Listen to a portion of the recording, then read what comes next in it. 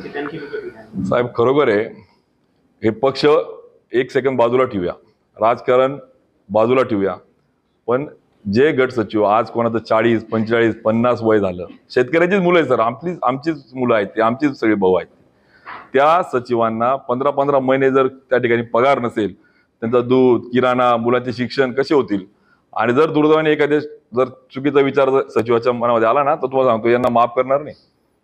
वैफल्यग्रस्त माणसं काल रडले सचिव आमच्याजवळ, आणि मग त्यांना पगार 20-20 महिन्याचे पगार नाही, म्हणजे त्यांना विश्वासात पण घेतलं नाही, बैठक पण घेतली नाही धोरण घेताना. म्हणजे हा जो प्रकार आहे ना, कारण की काय त्यांना माहिती नाही, कोणी विचारणारच नाही आपल्याला, जाब कोण जाणार आहे या खोलात, कोण बघणार आहे, कोणीच नाही ते यांचं राज आहे सगळं. त्यामुळे आता शेतकऱ्यांनाही कळलंय की काय, आणि म्हणून सोसायटीच्या सभासदांसोबत म्हणजे शेतकऱ्यांसोबत सचिवांचा देखील संवेदनशीलपणे विचार करून आपण सुरळीत कर्ज असलेल्यांना किमान चला बाबा सचिव तुम्ही एक काम करा, सुरळीत कर्ज तुमच्या पातळीवर सुरू ठेवा, म्हणजे संस्था टिकेल आणि जे थकबाकीदार आहे त्यांना आपण वसुलीच्या संदर्भातलं आपण प्लॅनिंग करू. असे काही पावलं, काही स्टेप्स, काही टप्पे आपण जेव्हा म्हणतो ना, एखादे ऑपरेशन करायचे त्याला टप्पे असतात, एम आहे, मिशन आहे, त्याला गोल आहे, त्याला सेटिंग असते, टप्पे असतात. ते काही नाही, टप्पे नाही, रिपेअरिंग नाही, काही औषध नाही, डायरेक्ट त्या ठिकाणी यांनी सांगितलं की संस्था बंद, बँकेत या, आम्हाला विकास व्यवहार करायचा नाही. त्यामुळे ही प्रवृत्ती जिल्हावासियांना लक्षामध्ये आली, त्या सूचना आम्ही सजग राहून या टिकवण्यासाठी प्रयत्न करू. नाही पहिले हे संपून घेऊ.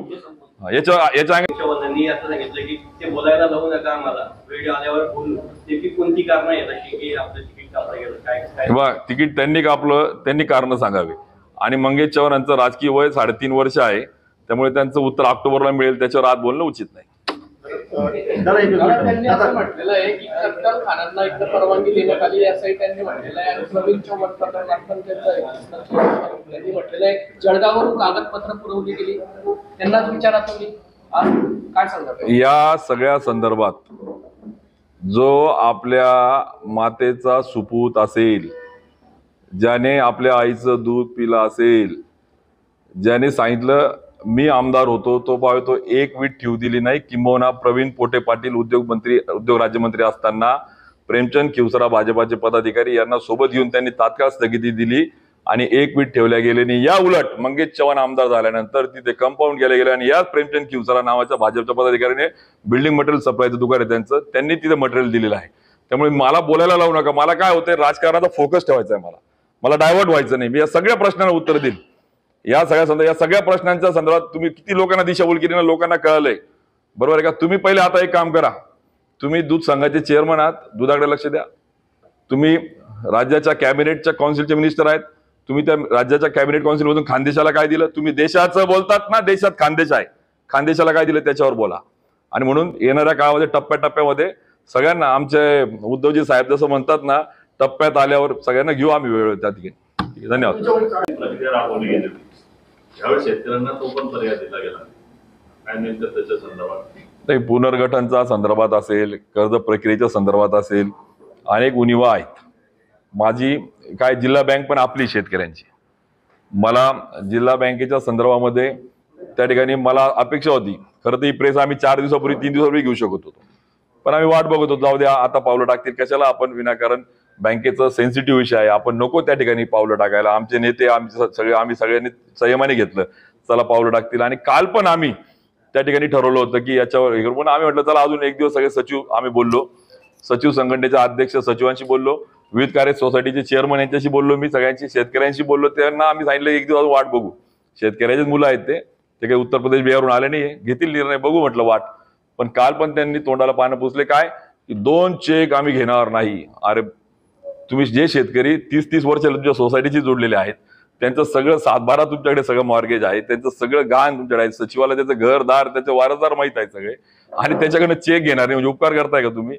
म्हणजे या सगळ्या प्रक्रियेमध्ये प्रोसेस करा ना. जे काही नाबार्डची रोल आहे, नाबार्डने सांगितलं नाही, नाबार्डच्या अंतर्गत बँक आहे, म्हणजे MSC bank, state bank, district bank आणि विकासो या 3 टायर सिस्टीम मध्ये नाबार्डच्या अंतर्गत या बँक येतात. जसं रिझर्व्ह बँक आपल्या कॉपरेटिव्ह त्या ठिकाणी कंट्रोल करतो, या बँक ज्या आहेत याला नाबार्ड करतो. नाबार्डचं धोरण नाहीये, म्हणजे यांचं स्वतःचं धोरण आहे. हे आता स्वामीनाथन आयोग म्हणतो की विकेंद्रीकरण करा, त्या ठिकाणी संस्था बळकट करा, एका बाजूला हेच सांगतात आम्ही स्वामीनाथन आयोगाची परिस्थिती केला. म्हणजे मला असं वाटतं त्याच्यावर बोललो म्हणजे जास्त अजून होईल, वेगळ्या दिशेने चेंडू नेल्यासारखं होईल. पण आज सहकार्यातल्या समित्या स्वामीनाथन आयोगापासून तर केंद्राच्या अमित शहा सहकार मंत्र्यापासून तर देवेंद्र फडणवीसांच्या या सगळ्या याला या हरताळ फासायचं काम करतायत आणि म्हणून जळगाव जिल्ह्यामध्ये भाजपाची उलटी गंगा सुरू झाली.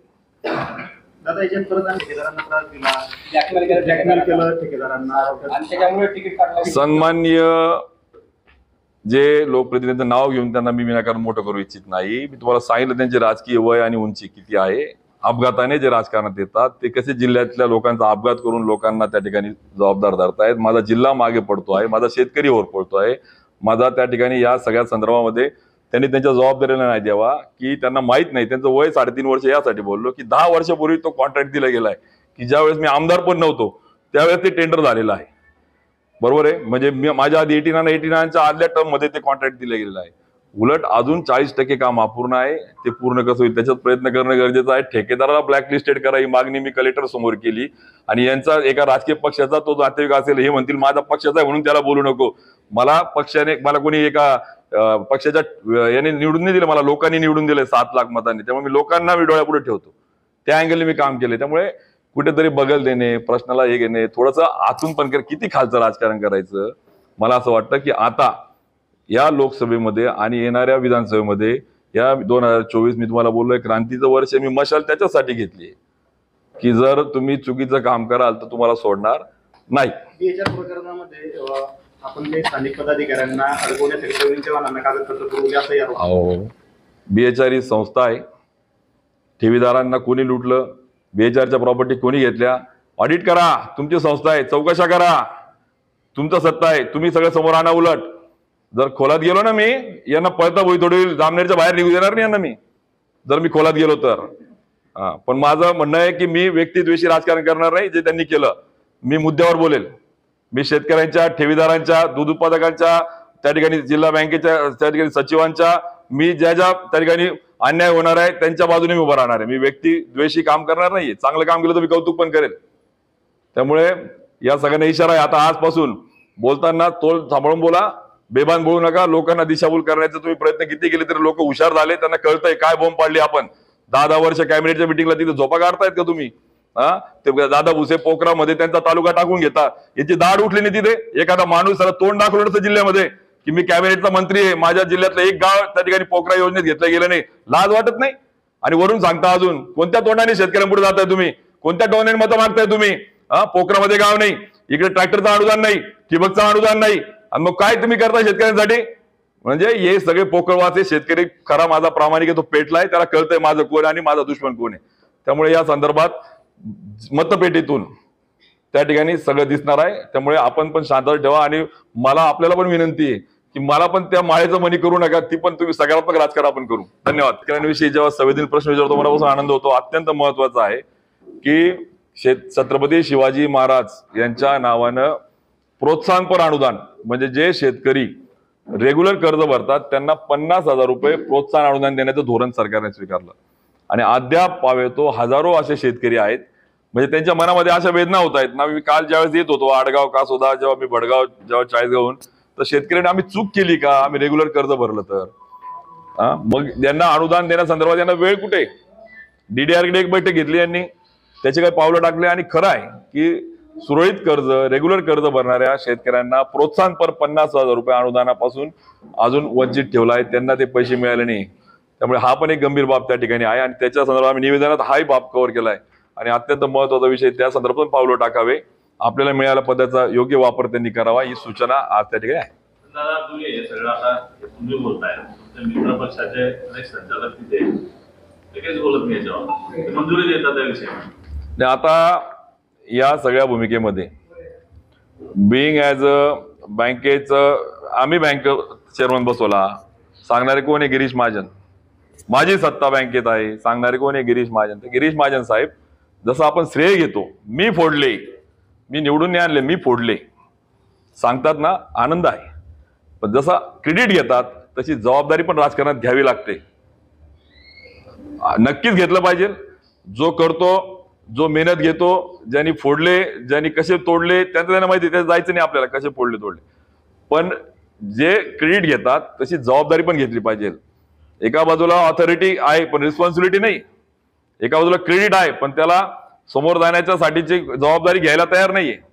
म्हणजे संस्था बंद पडतात. म्हणजे मी अजून पुढे जात नाही काही इतर संस्थेच्या ठिकाणी, जाईल मी टप्प्याटप्प्याने. पण आज हा मुद्दा तुम्ही जो बोलला तो महत्वाचा आहे की निश्चित याला जबाबदार वरमाय जो म्हणतो आपण लीडर, मी केडरला दोष नाही देत, मी लीडरला दोष देतो की लीडरची जबाबदारी आहे की ज्या पद्धतीने जिल्हा बँकेला आपण सत्ता बसवली तर शेतकऱ्यांना पण आपण उत्तरदायित्व आहे. ज्या पद्धतीने मी सांगतो की आम्ही चेअरमन आणि आम्ही सगळं मॅनेजमेंट घेऊन हे करतो, तर त्या लीडरची जबाबदारी आहे की त्या केडरकडनं काम नीट होतंय का नाही याची खात्री करणे. शेतकऱ्यांची पिळवणूक तर होत नाहीये, सचिवांच्या रोजगारीवरती कुऱ्हाडता आणली जात नाहीये, शेतकऱ्यांचं प्रोत्साहनपर अनुदान दिलं जात नाही, याला कोण जबाबदार आहे? पीक विम्याच्या शेतकऱ्यांचं प्रीमियम इकडे सचिव सांगतोय, म्हणजे सचिव राज्य चालवत आहे का इथे लोकप्रतिनिधी राज्य चालवत आहेत? मग इकडे प्रीमियम लाटला जातोय, शेतकऱ्याच्या टाळीवरचं लोणी खाल्लं जात आहे, शेतकऱ्यांचं क्षेत्र कमी जास्त त्याच्यावर दूर केलं जात आहे. आणि या सगळ्या बाबी संदर्भात त्यांनी आता वेळीच जागे होऊन पावलं टाकावे. आम्हाला तीच अपेक्षा आहे की आपण याला न्याय द्यावा, काम करावं, आणि त्यांना सहज शक्य आहे, त्यांचं तेवढं वजन आहे, त्यामुळे त्यांनी हे गांभीर्याने घ्यावं ही सूचना आहे. तर गट सचिवांचा एक व्हॉट्सअप ग्रुप आहे, त्याच्यावर काल दिवसभर चर्चा झाली या विषयावर, आणि त्यांनी असं सांगितलं की जर आम्हाला पीक विमा देण्याची जर सुविधा देत नसेल बँक, तर मग आम्ही जे शेअर्स तुम्ही सांगितले ते शेअर आम्ही काढून घेतो बँकेतून, आणि जर ते शेअर्स काढले तर ते कोट्यवधीच्या घरात म्हणजे बँकेची परिस्थिती खराब होण्याचा धोका आहे. काय सांगा साहेब, हे अत्यंत वास्तव आपण सांगितलं आहे. 21,000 शेतकऱ्यांच्या 291 संस्थेच्या माध्यमातून बँकेकडे कोट्यवधी रुपयाचा भाग भांडवल ज्याला म्हणतो आपण ते जमा आहे. म्हणजे एका बाजूला शेतकऱ्याचे पैसे तुमच्याकडे जमा आहे आणि त्या शेतकऱ्याच्या सोसायटीला तुम्ही सांगता अनिष्ट तफावत मध्ये आहे म्हणून तुम्ही बंद करा. अरे बाबा, रुपया जर त्या ठिकाणी बँकेला अनिष्ट तफावत दिसतोय, तो पण रुपया बुडवला नाहीये कोणी, शेतकऱ्यांनी पण किंवा सोसायटीने पण किंवा सचिवाने पण. लक्षामध्ये, सचिवाला चोर म्हणता येते, हे शेतकऱ्यावर आरोप घेता येते की तफावत मध्ये आणल्या बुडवल्या, तसं नाहीये. बँकिंगच्या अकाउंट सिस्टीमचा फॉल्ट आहे. म्हणजे मी तुम्हाला परत रिपीट करतो की सोसायटी स्तरावर कर्ज आणि व्याज घेतलं जात आहे, मात्र बँक फक्त व्याजात जमा करते. बँकेच्या अकाउंटिंग सिस्टीममुळे ही तफावत झालेली आहे. ठीक आहे, रुपयाची तफावत आहे, 50 पैसे भांडवल जमा करा, 50 पैसे सॉफ्ट लोन द्या आणि सोसायटीला पुन्हा जिवंत करा. शेतकरी पण टिकेल, सचिव पण टिकेल. म्हणजे मला आठवतं देवेंद्र फडणवीसांचे मोठे मोठे भाषण आहे की शेतकऱ्यांना आत्महत्येपासून प्रवृत्त करायचं असेल तर कर्जाच्या कक्षेमध्ये आणा आणि त्याला बँकेची जोडा आणि त्याला जगण्याचा प्रयत्न करा. मात्र देवेंद्र फडणवीसांचे दूत इथे म्हणणारे मात्र बँकेपासून तोडायचं काम करतायत, हे पण सत्य कळालं पाहिजे. त्यामुळे मी जे बोललो मागच्या वेळेस देवेंद्र फडणवीस बोलायला लागले का, अरे बाबा मी काय बोललो, चांडाळ चौकडी. आता परत तेच बोलतो की तुम्ही एवढं तुमचं वजन आहे ना, तर घ्या ना धोरणं चांगले मग, आणि तुम्हाला त्या संदर्भामध्ये पावलं टाका. तुम्ही जर योग्य पावलं टाकलं असते तर आम्हाला भूमिका घ्यायची वेळ आली नसती. आणि शिवसेनेला राजकारण करायचं नाहीये. शिवसेना थर्ड आहे, तिसरा डोळा, एक सजग विरोधी पक्ष या नात्यानं आता मात्र प्रत्येक हालचालीवर लक्ष ठेवेल आणि प्रामाणिकपणे ज्या शेतकऱ्यांचे किंवा समाजातल्या वंचित किंवा जिथे अन्याय अत्याचार होईल त्याच्यावर आवाज उठवेल. आणि त्याच्यातलं हे पहिलं पाऊल की जिल्हा बँकेच्या 21,000 शेतकरी 291 संस्था याला त्या ठिकाणी बळकटीकरणाचे पावलं टाकून प्रवाहात आणलं पाहिजे. आणि 2 की जे आमचे त्या ठिकाणी शेतकरी 10,619 ज्यांचं सचिवांनी नाकारले, डायरेक्ट प्रीमियम जवळ करून त्यांना आता प्रवाह बाहेर टाकलंय, त्यांना प्रवाहात आणून त्यांचा प्रीमियम परत द्या शेतकऱ्याच्या कंपनीला. टाळवरचं लोणी खाऊ नका, उलट राज्याचा हप्ता द्या आणि त्यांना पुढच्या योजनेचा त्यांना प्रीमियमचा लाभ द्या. आणि 2 की ज्या 11,300 शेतकऱ्यांचं क्षेत्र कमी जास्त म्हणून त्यांना त्या ठिकाणी आपण नाकारतायत, त्यांचं ऍक्च्युअल क्षेत्राप्रमाणे त्यांचा राज्याने प्रीमियम तात्काळ भरा. म्हणजे इकडे तुम्हाला दलाल्या करायला पैसे आहेत, इकडे लोकांना आमिष दाखवायला पैसे आहेत, आणि तिकडे शेतकऱ्यांचं प्रीमियम भरायला पैसे का बरं नाही मग? आणि म्हणून शेतकऱ्यांना पण माझी विनंती की आता शेतकरी राजा तू जागा हो आणि या क्रांतीचा तू धागा हो. कारण की आपल्याला शेतकऱ्यांचे खरे पुत्र कोण, शेतकऱ्यांसाठी प्रामाणिकपणे कोण पावलं टाकतं. जर ही पावलं तात्काळ त्यांनी प्रीमियम भरला, चांगलं त्या ठिकाणी तात्काळ विकासाच्या बळकटीचे पावलं टाकले तर त्याचं स्वागत शिवसेना करेल. केवळ राजकारण करणार नाही आम्ही, ही बाब पुन्हा एकदा अधोरेखित करतो. सचिवांचा जो विषय होता जळगाव जिल्हा बँकेने आलेला आहे शेतकर्ज वाटप, याला जबाबदार कोण आहे? हे बघा, आपल्यासारखा पत्रकार जो शहरी भागात असतो याला ही भावना आणि एवढ्या संवेदना तुम्हाला कळते की राज्यात कोणी निर्णय घेत नाहीये, मात्र एकटी जळगाव जिल्हा मध्यवर्ती बँक आहे की ती निर्णय घेते की थेट कर्ज. लातूर जिल्हा मध्यवर्ती सहकारी, आमचे सावंत साहेबांच्या पण अभ्यासामध्ये आले की लातूर जिल्हा मध्यवर्ती सहकारी बँकेने घेतला निर्णय, त्यांनी मागे घेतला तो परत. आणि इकडे मात्र हे सगळं, कारण की यांना कोणी बोलणारच नाही ना हो. आम्ही काय करतो, सगळे जमा करून घेतो, बरोबर आहे. आणि आपल्याला पण माहिती आहे राजकारण कसं आहे, लोकशाही चालू आहे का इथे. जबाबदार कोण गेला? जबाबदार कोण आहे की जिल्हा मध्यवर्ती बँकेवर ज्यांनी या संचालकांना दुरुपयोग करून, मी तर संचालकांना पण दोष देणार नाही, त्यांनाही माहित नाही हे सगळं एक केंद्र एक व्यक्ती चालवते गिरीश महाजन, की जे सांगतात मी बसलो इथे तुम्ही चालू ठेवा. अरे चांगलं करा ना, मग तुम्हाला अधिकार दिला तर उलट आनंदाची बाब आहे आम्हाला. जर खानदेशाच्या एखाद्या सुपुत्राला जर अधिकार आणि सरकारचं कवच मिळत असेल, मुख्यमंत्री उपमुख्यमंत्र्यांची साथ मिळत असेल, तर त्यासारखी आनंदाची बाब नाही. ही आनंदाची बाब आहे, राजकारणाच्या पलीकडे मी बोलेल. पण त्याच्यातून तुम्ही शेतकऱ्यांना दिलासा द्या, त्याच्यातून तुम्ही आमच्या सचिवांना दिलासा द्या, त्याच्यातून आमच्या पीक विम्याच्या काळ्याची सेवा करणाऱ्याला दिलासा द्या. त्यांची चेष्टा नका करू. नाही ते खोटे आहेत, ते नाही ते क्षेत्र कमी जास्त आहे. अरे शेतात जाऊन जेव्हा नागरटी वखरटी कोळपणी करून जेव्हा तो पेरणी करतो ना, ते त्याचं बघा, जेव्हा तो पोटाला खात नाही आणि जेव्हा तो पिकाला देतो ना, त्याची व्यथा डोळ्यापुढे आणा. तुम्ही काय झालंय, ते मुंबईला समुद्राच्या काठी बंगले भेटले, यांना फ्लॅट भेटले, तर समुद्राची हवा लागली यांना 6व्या माळ्याची. यांना काही आता काळ्या आईच्या शेतकऱ्यांचे दुःख कळत नाहीये. आणि मी बोललो तर मग मी त्यांना दिसतो. उन्मेष पाटीलला नका बोलू, शेतकऱ्यांना उत्तर द्या. उन्मेष पाटील नाही बोलतोय, शेतकऱ्याचा एक मुलगा त्याचा प्रतिनिधी स्वरूपात बोलतोय, शिवसेनेचा प्रतिनिधी कार्यकर्ता म्हणून बोलतोय. आणि म्हणून माझी विनंती आहे की आरोप प्रत्यारोप करण्यापेक्षा याला शाश्वत पावलं टाका, पावलं त्याच्यावर उत्तर घ्या. तुम्हालाही विनंती आहे माझी, त्याच्याकडनं याच्यावर सोल्युशन घ्या. पत्रकार बांधव तुम्ही पण त्या ठिकाणी केवळ मी बोललो म्हणून त्यांचं काहीतरी बोलण्यापेक्षा साहेब त्यांचं स्वागत करणार आहेत, ते सत्कार करणार आहेत, ते भूमिकेचं स्वागत करून त्या ठिकाणी शेतकऱ्यांसाठी पाऊल टाकल्याचं कौतुक करणार आहेत ते. पण तुम्ही पावलं टाका, आरोप प्रत्यारोप करू नका, आजारापासून दूर जाऊ नका, आजारावर उपचार करा, ही विनंती आहे. मागच्या वर्षी ना आणि बियाणे अवजारे शेती अवजारे असं घ्यायला पर्याय दिलेले आहे. हे पर्याय सरकारचा तो विकास होता उपलब्ध करून देत नाही. याला जबाबदार कोण नेमकं काय म्हणजे कसं? हे बघा साहेबांनी शिंदे साहेबांनी तो प्रश्न विचारला. विविध कार्यकारी सोसायटीचा मी जो बोललो त्याचा अर्थच तो आहे की विविध कार्य करण्यासाठी स्थापन झाली सोसायटी. मी स्वतः जिल्हा परिषद सीओना पत्र दिलं की आयुष्यमानचे कार्ड देऊ द्या सोसायटीच्या गाव पातळीवरच्या लोकांना. कार्ड सोसायटीला उत्पन्न मिळतं, लोकांना कार्ड मिळतं, लोकांना सेवा मिळते, लोकांचा हक्क आहे तो लोकांना मिळतो. जसं आपण म्हटलात की वेगवेगळ्या शासनाच्या योजना, मग ई श्रमच्या माध्यमातून श्रमिक कामगार असेल किंवा रेशन कार्डच्या माध्यमातून ती सेवा असेल, या संस्थांना उत्पन्नाचे स्रोत निर्माण करायची कार्यशाळा घ्या ना. ते डायरेक्ट बंद करतायत. म्हणजे सचिवांची कार्यशाळा घ्या, त्यांना पुढे अपडेट करा. संचालक आता तुम्हाला सांगतो 300 सोसायटीचे 3900 संचालक जे लोकांनी निवडून दिलेले आहेत 21,000 शेतकऱ्यांनी, त्या 3900 संचालकांचा अपमान या. म्हणजे गावात आम्ही पंच कमिटी म्हणतो, आम्ही संचालक म्हणतो विकासाचे, या 3900 संचालकांच्या हक्कावर गदा आणण्याचा कोणी अधिकार दिला यांना? म्हणजे आज सोसायटीचे पंच आम्ही त्यांना आज त्या ठिकाणी समाजात आदर करतो. विविध कार्यकारी सोसायटी त्यांच्या माध्यमातून वित्त व्यवस्था आणि वितरण व्यवस्था होत असते.